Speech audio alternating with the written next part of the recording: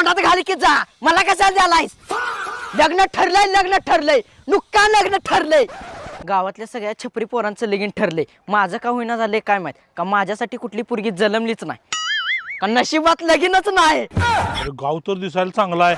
गाव चांगला आहे बरोबर आहे, पण तुम्हाला कुठं जायचं आहे? कुठं नाही बाळा, माझ्या पोरगीचं लग्न ठरवायला चाललोय. मग तुमच्या पोरगीचं आयुष्य तुम्ही उद्ध्वस्त करायला चाललाय. म्हणजे ह्याचा काय अर्थ? काय अर्थ आहे म्हणजे? अहो या गावात सगळी चोरच आहेत.